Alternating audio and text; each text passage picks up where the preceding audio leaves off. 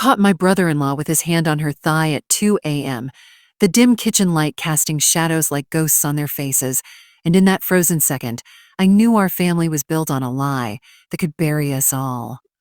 Oh, my dear grandchildren, I wish I could spare you this story, but you deserve to know the truth. It's been a weight in my chest, heavier with every year I've kept it locked away. It was a sticky summer night in our old Ohio farmhouse, the kind where the air clings to your skin like damp cotton, and the crickets outside scream louder than your thoughts. The house groaned with every step, its wooden bones creaking as I shuffled downstairs in my faded nightgown, barefoot, chasing a glass of water to calm a restless heart. The hallway clock ticked like a judge's gavel, each second reminding me sleep was a stranger again, chased away by worries I couldn't name. The kitchen smelled of the pot roast we'd had for supper, its savory ghost mingling with the faint iron tang of well water pooling in the sink. My toes curled against the cool linoleum, a small comfort as I reached for the faucet. Then I heard it, a whisper, soft as a secret, sharp as a blade. My pulse quickened, not from fear at first but curiosity. Who was awake at this hour? I leaned past the counter's edge, and there they were.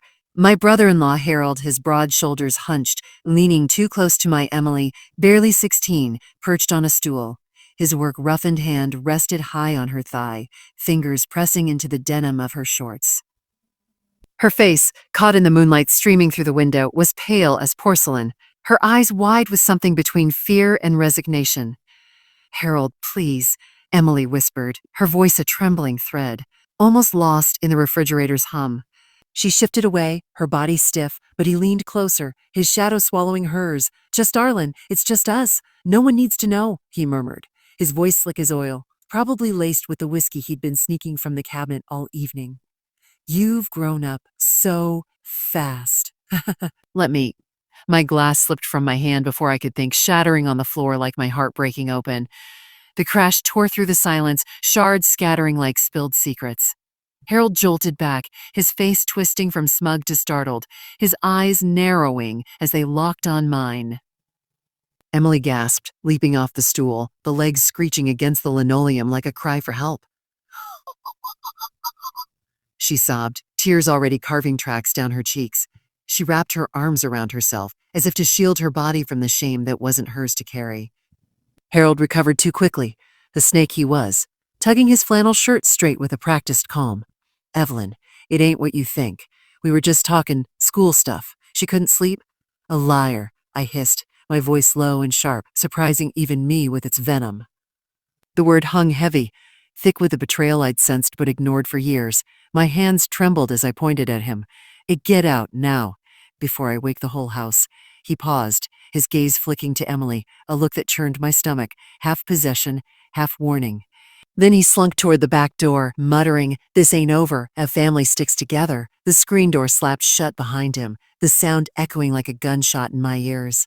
Emily collapsed into my arms, her sobs shaking her slight frame, her heartbeat pounding against my chest. Her tears soaked my nightgown warm and endless as I held her tight. The kitchen felt smaller, the air thick with the sour scent of fear and a lingering whiskey on Harold's breath. The moonlight painted the room in silvers and grays, turning the familiar into something haunted. How had I been so blind? Harold had been family for decades, ever since he married my sister, Louise, and settled on the farm next door. He'd helped us bale hay, fixed our roof after storms, laughed over card games on cold winter nights. But now, in this cursed hour, I saw the monster he'd hidden. My mind spiraled back to moments I'd dismissed. Emily's quiet withdrawal last summer, her sudden dislike for family gatherings where Harold lingered, the way she'd flinch at a hand on her shoulder. I'd blamed it on teenage moods, the strain of growing up on a farm where dreams felt as distant as the city lights. But this was no mood, this was a wound, festering under our roof. As I stroked her hair, soft and smelling of the strawberry shampoo she loved, I whispered, "Tell me everything, baby." From the beginning. She pulled back, her eyes red and searching mine for a lifeline. "It started when I was 12, Mom, at Aunt Louise's birthday party. He cornered me in the barn, said it was a game, didn't know what to do. He said if I told it'd ruin everything, that you'd all hate me." Her words hit like a fist, stealing my breath. 12. My baby, barely a teenager, carrying this alone. I wanted to scream, to tear the walls down, to find Harold and make him pay. But I held her instead, my arms a fortress, my own tears falling into her hair. The kitchen clock ticked on, indifferent to our pain, and the crickets outside kept their relentless chorus. I could still feel the sticky heat on my skin, the sharp edges of the broken glass underfoot, grounding me in this nightmare. "I'm so sorry, Emily," I said, my voice cracking. "Yeah, I should have seen it. I should have protected you." She shook her head, her small hands clutching my sleeves. "I didn't want you to know. He said Aunt Louise would leave, that the family would fall apart. I thought I could handle it. Handle it. A child thinking she could carry a grown man's sin." My heart ached with rage and guilt, twin flames burning through me. Harold's words echoed in my mind. A family sticks together. Oh, he'd use that lie to bind us, to keep his secret safe. But no more. I wiped Emily's tears with my thumb, her skin soft and warm, and made a silent vow. I protect her now, no matter the cost. As we sat there, the night pressing in, I thought of you, my grandchildren, sleeping upstairs, or maybe listening to this years later. This story isn't just about that night. It's about the lies we let grow, the truths we bury to keep the peace. I thought of my sister, Louise, asleep in her own bed a mile away, oblivious to her husband's betrayal. How would I tell her? Could our family survive the truth? The weight of it all settled on me, heavy as the August air, but I knew one thing. Silence wasn't an option anymore. The kitchen was still cloaked in that ghostly moonlight, the broken glass glinting like scattered stars on the floor as Emily's sobs quieted to shaky breaths in my arms. The Ohio night pressed against the windows, thick with the scent of damp earth and blooming honeysuckle, but inside the air felt sour, tainted by Harold's betrayal. The clock ticked on, relentless, marking 2:30 a.m. now, each second a reminder that time wouldn't wait for me, to find the courage to act. My bare feet stung where a shard had nicked my heel, the pain sharp but distant compared to the ache in my chest. Emily clung to me, her strawberry-scented hair tickling my chin, and I knew this moment would change us forever. Our family, our home, the fragile trust we'd built over generations. I guided Emily to the worn oak table, its surface scratched from years of family dinners, and sat her down gently. The chair creaked under her weight, a small sound that felt too loud in the heavy silence. My hands shook as I filled a new glass with water from the sink, the cold liquid splashing against my fingers, grounding me. I set it in front of her, but she didn't touch it, her eyes fixed on the table as if it held answers I couldn't give. "Emily, honey," I said softly, kneeling to meet her gaze, "you don't have to carry this alone anymore. But I need to know, how long has this been happening?" "What else did he do?" Her lips trembled, and she twisted her fingers together, nails bitten to the quick. "It wasn't every day," she whispered, her voice barely above the hum of the night. "After the barn, it was little things at first. He'd brush against me when no one was looking, call me darlin' when we were alone. Last year, it got worse. He'd wait for me after school, offer to drive me home. Said he was just being kind. But his hands wandered. Tonight was the first time She choked, unable to finish, her eyes brimming again. I swallowed hard, bile rising in my throat. The image of Harold with his easy grin and calloused hands, waiting for my girl like a predator, made my skin crawl. I'd seen him pick her up from the bus stop, waved from the porch like a fool, thinking he was just the helpful uncle. How many times had I invited that monster into our home? I stood, pacing to the window, the cool glass against my palm doing little to calm the storm inside me. Outside, the field stretched dark and endless, the corn whispering secrets under the stars. I wanted to scream into that vastness, to let the night swallow my rage. "Mom, what are we gonna do?" Emily's voice pulled me back, small and scared. "If we tell Aunt Louise, she'll hate me. She'll think I wanted it." "Oh no," I said fiercely, turning to her. "None of this is your fault. You hear me? Louise loves you. She'd never blame you." But even as I said it, doubt gnawed at me. My sister was fierce, loyal to a fault, and Harold had been her world for 20 years. Would she believe us?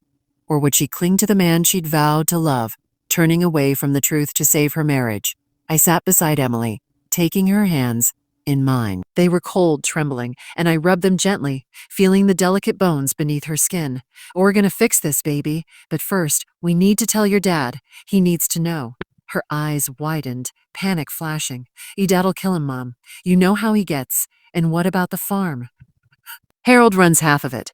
If he's gone, how do we—" I soothed, though my own heart raced at the thought of confronting my husband, Tom. He was a quiet man, steady as the oak trees lining our property, but his temper, when roused, was a force of nature. I could already see him grabbing the shotgun from the shed, his face red with fury, storming across the fields to Harold's house. And Emily was right, the farm. Harold's labor kept our crops thriving, his equipment shared between our plots. Without him, we'd struggle, but I pushed that thought away. No price was too high to protect my girl. "Let's get you to bed," I said, standing. "We'll talk to Dad in the morning. Together." She nodded, but her eyes were distant. As we climbed the stairs, the house creaking around us, I thought of you, my grandchildren. Maybe hearing this story someday, I wondered what you'd think of me. A mother who failed to see the wolf in her own fold. The hallway was dark, the air cooler upstairs, carrying the faint lavender scent of the sachets I tucked into the linen closet. Emily's room was at the end, her door ajar, the glow of her nightlight spilling out. I tucked her in, like she was a child again, pulling the quilt up to her chin. Its patchwork pattern a map of our family's history, stitched by my own mother's hands. "Try to sleep, sweetheart," I whispered, brushing a strand of hair from her forehead. "I'm right here." She nodded, but her eyes stayed open, staring at the ceiling. I lingered in the doorway, the weight of her words sinking deeper. 12 years old, 4 years of this poison festering under my nose. I closed her door softly and leaned against the wall, my breath hitching. The house was quiet now, save for the distant hoot of an owl and the faint creak of the roof settling. My mind churned, replaying every family gathering, every moment I'd let Harold near her. Had Louise seen anything? Had she ignored it too, to keep her perfect life intact? I slipped into my bedroom where Tom slept soundly, his snores a soft rumble. The moonlight slanted across his face, softening the lines carved by years of sun and worry. I wanted to wake him, to spill everything, but fear stopped me. What if he didn't believe Emily? What if he blamed her like some men did, unable to face the truth? No, I couldn't risk that. Not yet. I lay beside him, the mattress dipping under my weight, and stared at the ceiling, the plaster cracks like fault lines in my heart. By dawn, the sky outside was bruising purple, the air heavy with the promise of rain. I hadn't slept, my mind trapped in that kitchen, in Emily's trembling voice. I rose, the floor cold against my feet, and started coffee, the bitter aroma filling the kitchen as I swept up the broken glass. Each shard felt like a piece of our family, fractured beyond repair. I knew what came next, telling Tom, confronting Louise, facing Harold. But as I poured the coffee, my hands steadying with purpose, I heard footsteps behind me. "Ev, you're up early," Tom said, his voice rough with sleep. He stood in the doorway, his flannel shirt unbuttoned, gray hair mussed. "What's wrong? You look like you've seen a ghost." I froze, the mug burning my palm. This was it, the moment the truth would break free or bury us deeper. "Tom," I said, my voice barely steady, "we need to talk about Harold." "And Emily." His brow furrowed, confusion shifting to concern. "What about, I took a breath, the weight of the night pressing down, and began. "Last night, I caught him touching her. It's been going on for years." The kitchen air turned thick as Tom's face hardened, his coffee mug frozen halfway to his lips. The early morning light filtered through the curtains, painting the room in soft golds, but it did nothing to warm the chill that settled between us. The scent of brewing coffee mixed with the faint dampness of the coming rain, and outside, the wind rustled the cornfields, a restless murmur that echoed my own unease. My hands gripped the counter, the smooth edge grounding me as I watched Tom's eyes darken, the confusion giving way to something raw, dangerous. The cut on my heel throbbed from last night's broken glass, a sharp reminder of the moment everything shattered. I just told him about Harold and Emily, the words spilling out like poison I couldn't hold back any longer. Touching her? Tom's voice was low, a growl that made the hairs on my neck stand up. He set the mug down hard, coffee sloshing over the rim, staining the table. Be clear, I swallowed, my throat dry despite the coffee's bitter aftertaste. Last night I caught him in here with her. His hand was on her thigh, Tom. She was terrified, and she told me it started when she was 12, in the barn at Louise's birthday party. He's been doing this for years. Tom's chair scraped back, the sound harsh against the quiet. He stood, his broad frame filling the space, his fists clenching at his sides. He roared, his voice cracking the morning's calm. Our daughter, and you're just now telling me? I flinched, not from fear of him, but from the guilt his words stirred. The kitchen felt smaller, the walls closing in, the air heavy with a scent of rain-soaked earth drifting through the screen door. I didn't know, Tom, I said, my voice breaking. I swear I didn't see it. She was scared to tell us. He made her think it'd ruin everything. Louise, the farm, us. He paced, boots thudding against the linoleum, his breath coming in sharp bursts. That son of a bitch. I'll kill him. Evie. I'll march over there right now, and he stopped, his eyes locking on mine, wild with rage but searching for direction. And why didn't she come to us? To you? I sank into a chair, my legs weak, the quilted seat cushion soft but no comfort. She was ashamed. He told her we'd hate her, that Louise would leave. She's been carrying this alone, Tom, thinking she had to protect us. My voice cracked, tears burning my eyes. I could still feel Emily's trembling body in my arms last night, her strawberry-scented hair against my cheek, her fear soaking into me. Tom's face crumpled, the anger giving way to something softer, more broken. He knelt beside me, his calloused hand covering mine, warm and rough. Our girl, he whispered, his voice thick. Our baby. How do we fix this, Evius? How do we make this right? I squeezed his hand, my heart aching at the pain in his eyes. We start by believing her. We protect her. But we have to be smart. Tom, if you go after Harold now, it'll tear everything apart. Louise, the family, the farm. We need to talk to her first. He pulled back, his jaw tightening. Louise, she's married to that monster. You think she'll take our side over his? And I don't know, I admitted, the words tasting bitter. My sister's face flashed in my mind. Her wide smile, her fierce loyalty, the way she'd always defended Harold, even when he drank too much or snapped at her. The thought of telling her made my stomach twist. Would she see the truth, or would she turn away, clinging to the life she'd built? The rain began to patter against the windows, a soft drumbeat that felt like the world holding its breath. We have to try, I said, standing, my nightgown still clinging to my skin from the humid night. For Emily, get dressed. We're going to Louise's. Tom nodded, his face set like stone, and headed upstairs. I lingered, staring at the coffee stain on the table, a dark bloom that felt like a bruise on our family. The house was waking now. Emily's door was still closed, but I could hear the faint creak of floorboards as my younger kids stirred. How would I tell them? How do you explain to children that the uncle they trusted was a predator? The thought made my chest tighten, the air sharp with the scent of rain and regret. An hour later, we were in the truck, the engine rumbling as we drove the short mile to Louise and Harold's place. The rain had steadied, drumming on the roof, the wipers slicing through the blur on the windshield. Tom's hands gripped the wheel, knuckles white, his silence louder than words. I clutched my sweater tighter, the wool damp and heavy, and thought of you, my grandchildren, maybe hearing this story someday. This was the moment I dreaded most, facing my sister, risking the bond we'd shared since we were girls, chasing fireflies in these same fields. We pulled up to their farmhouse, its white paint peeling, the porch sagging under years of neglect. Louise was in the garden, kneeling in the mud, her raincoat bright yellow against the gray. She looked up, waving, her smile faltering, as she saw our faces. I stepped out, the rain cold against my skin, the smell of wet soil grounding me. Ev? Tom? What's wrong? Louise called, standing, her boots sinking into the earth. She wiped her hands on her jeans, her eyes flicking between us. I took a breath, the rain mingling with the tears I hadn't realized were falling. Louise, we need to talk. It's about Harold. And Emily, her face paled, her hand freezing mid-motion. What about them? Her voice was sharp, defensive, already building a wall. Tom stepped forward, his voice steady but laced with fury. He's been touching her, Louise, for years. We caught him last night. It's got to stop. Louise's eyes widened, her mouth opening, then closing. She shook her head, a small, desperate motion. No, you're wrong. Harold wouldn't. Emily must have misunderstood. She's just a kid. Stop it, I snapped, my voice cutting through the rain. She's not lying. I saw it, Louise. His hand on her, in my kitchen, at 2 a.m. She told me everything, since she was 12. You can't ignore this. Louise stumbled back, her hand clutching the garden trowel like a lifeline.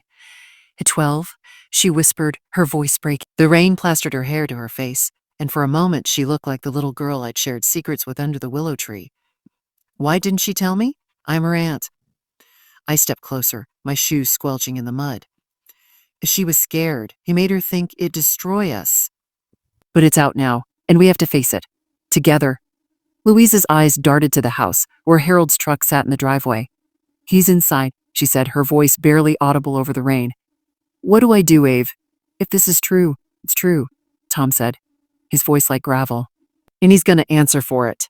As we stood there, the rain soaking us through, I felt the weight of what was coming, a confrontation that could shatter our family for good. But for Emily, for you, my grandchildren, I knew we had to see it through, no matter how much it hurt. The rain hammered down harder now, turning the yard into a muddy slurry that sucked at our boots as we followed Louise toward the house. Her yellow raincoat flapped like a warning flag, the air thick with the earthy scent of soaked soil and the sharp tang of ozone from the storm. Inside, the farmhouse smelled of stale coffee and with smoke from the fireplace, the warmth clashing with the cold dread coiling in my gut. Harold sat at the kitchen table, newspaper spread before him, his reading glasses perched on his nose like he was just an ordinary man, starting his day. He looked up as we entered, dripping water on the faded rug, and his eyes narrowed, that smug mask cracking just a fraction when he saw Tom's thunderous face. Ev, Tom, what's this about? Harold said, folding the paper with deliberate calm, his voice steady but laced with wariness. He stood, his chair scraping back, and glanced at Louise, who hovered in the doorway, her face ashen, hands twisting her apron. Louise's voice trembled as she spoke, barely above the rain's roar on the tin roof. They say you've been touching Emily. For years. Tell me it's not true. Harold. Tell them. Harold's laugh was forced, a bark that echoed hollow in the room. Touching her? That's ridiculous. Emily's like a daughter to me. Last night she was upset about school, that's all. Evelyn walked in at the wrong moment. Eliar? Tom snarled, stepping forward, his fists clenched so tight his knuckles whitened. The room felt charged, the air heavy with unspoken violence, the scent of Harold's aftershave mixing sickeningly with the dampness we'd tracked in. She told us everything. The barn, the drives home last night in our kitchen. You're a monster, Harold. How could you? Harold's face flushed, his eyes darting to me. This is a misunderstanding. Kids make up stories for attention. Emily's always been dramatic, you know that. Stop it. Louise cried, her voice breaking like glass. She slammed her hand on the counter, the sound sharp, making us all jump. Tears streamed down her face, mingling with the raindrops. I've seen things, Harold. The way you look at her, the late nights you'd say you were helping at their farm. I ignored it because I loved you, but if this is true, it's not, Harold insisted, his tone shifting to pleading now, stepping toward her. Aloo, baby, you know me. We've been together 20 years.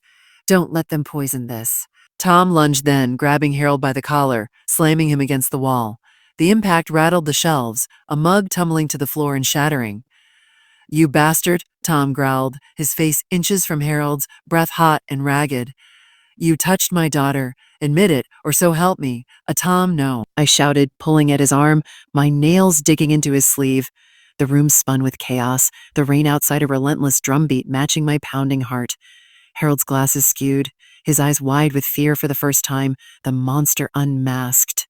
Louise sobbed, sinking into a chair, her hands covering her face. Harold gasped, struggling against Tom's grip. All right, it happened. But it wasn't like that. She came on to me, always flirting. I tried to stop, but you lie. I screamed, my voice raw, the words tearing from my throat. The betrayal hit fresh, a wave of nausea washing over me. How dare he twist it, blame a child. I thought of Emily back home, alone in her bed, waiting for us to make this right. The air tasted metallic, like blood, and my skin prickled with rage. Louise stood suddenly, her chair toppling backward. Get out, she whispered. Then louder, get out of my house, Harold. He won't have this. Not under my roof. Harold's face crumpled, shock replacing the defiance. Aloo, you're choosing them over me, after everything? She's choosing what's right, Tom said, releasing him with a shove. Harold stumbled, catching himself on the table. Pack your things and go. Or I'll call the sheriff myself. The confrontation hung there, electric, as Harold straightened, his eyes hardening. Who'll regret this? The farm will fall apart without me. And Emily? She'll be known as the girl who ruined her family. He grabbed his coat from the hook, the fabric rustling, and stormed out, the door slamming behind him like a final judgment. The rain swallowed his footsteps, leaving us in stunned silence. Louise collapsed against me, her body shaking with sobs. I held her, my own tears falling, the wool of her sweater rough against my cheek. The kitchen felt emptier, the fire crackling in the hearth a mocking warmth. Tom paced, his boots leaving muddy prints, his anger simmering down to exhaustion. "It's over," he said finally, his voice hoarse. But it wasn't over. Not really. We drove home in silence, the truck's heater blasting warm air that did little to chase the chill. Emily met us at the door, her eyes searching our faces, the porch light haloing her like an angel. "Did you tell them?" she whispered, wrapping her arms around herself. I nodded, pulling her close, inhaling her familiar scent. "He's gone, baby. Aunt Louise believes you." "We all do," she cried then, relief mixing with the pain, and we sat together in the living room, the rain easing to a drizzle outside. The old clock on the mantel ticked softly, the air smelling of the wood stove we'd lit to ward off the damp. Tom knelt before her, taking her hands. "I'm sorry I wasn't there sooner," he said, his voice breaking. "But we're here now. We'll get through this." Louise arrived later, her eyes red but resolute. "I filed a report," she said quietly, sitting beside Emily. "The sheriff's involved. Harold won't hurt anyone again." She turned to me, her hand finding mine. "I'm sorry, Ev.